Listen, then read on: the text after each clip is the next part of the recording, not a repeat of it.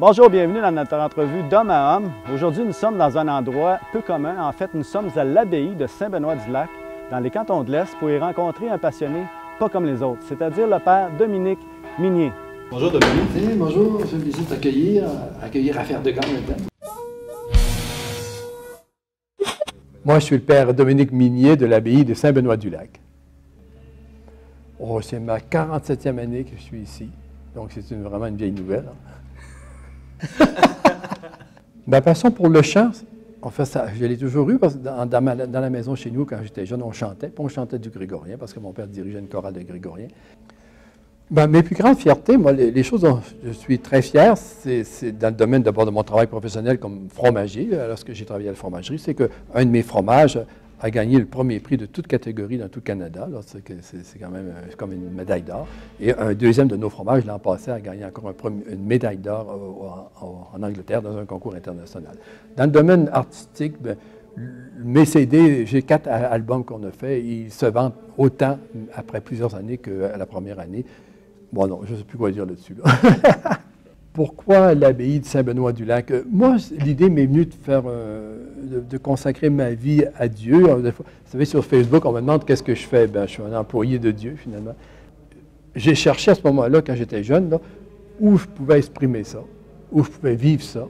Et en lisant des livres, que des gens m'ont passé des choses. Là. Et quand je suis arrivé sur la description de la vie là, des moines bénédictins, ça correspondait à l'idée que j'avais. Et j'ai cherché où il y en avait. Bon, on m'a dit, il y en a dans le sud du Québec. Alors, je suis venu voir. Puis, un an après, je rentrais ici. Ici, à l'abbaye, le travail est réparti un peu tout le long de la journée. Il dit « ora et labora », c'est en latin, c'est-à-dire prie et travail. Alors, on peut dire que toute notre vie, c'est cette alternance entre le travail puis la prière. Et les gens de l'extérieur, quand ils viennent ici, nous racontent beaucoup ce qu'ils vivent aussi en toute confiance. Alors, ça fait que les moines, plus que les gens pensent, on est au courant de ce que les gens vivent, ce qu'on vit. Moi, en particulier, avant d'être à l'hôtellerie, j'ai été pendant 20 ans directeur de l'usine, de notre usine de fromagerie.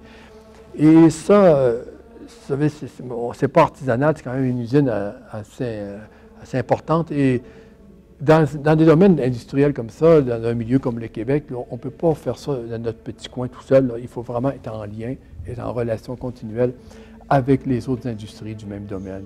Dans le domaine des communications, les gens pensent souvent que les moines sont complètement retirés, là, mais on ne peut plus vivre de cette façon-là, puis ce n'est plus dans la mentalité actuelle, même ce qui est recommandé par l'Église, c'est que les religieux doivent être au courant de ce qui se passe dans le monde.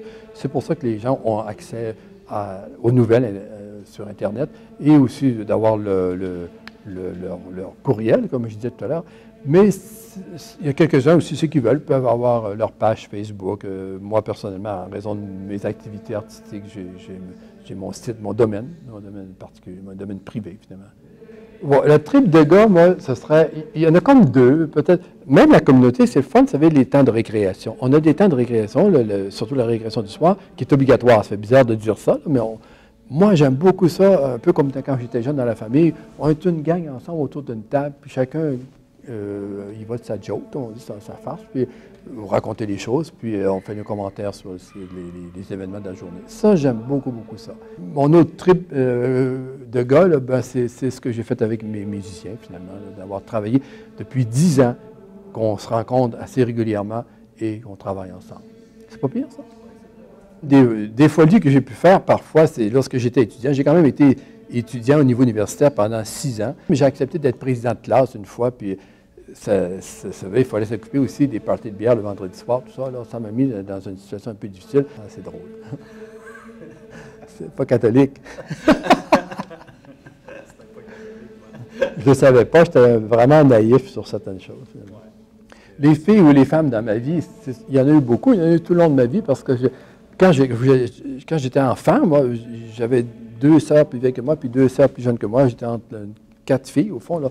Alors, on connaît beaucoup comment dire, la psychologie féminine en raison de ça. Puis j'étais malcommode aussi, je leur faisais du mal. Alors, moi, j'aimais beaucoup avoir des avions, puis me faire des avions en carton. Puis mes avions tombaient toujours sur leur maison où ils catinaient.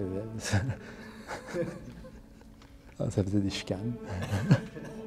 Bon, une tricherie que j'aurais pu faire, par exemple, comme moine, une chose que je me suis permis, que normalement on ne fait pas, ben, c'est ça. J'avais jamais fait de voyage à l'extérieur du pays, mais j'avais jamais fait de voyage en avion. J'ai pris l'avion de Montréal en allant vers chez eux, qui était dans le Québec, mais dans une région éloignée. Bon, tu sais, j'avais vraiment pas la permission, ça me faisait curieux de faire ça, mais j'étais content de faire ce premier voyage en avion.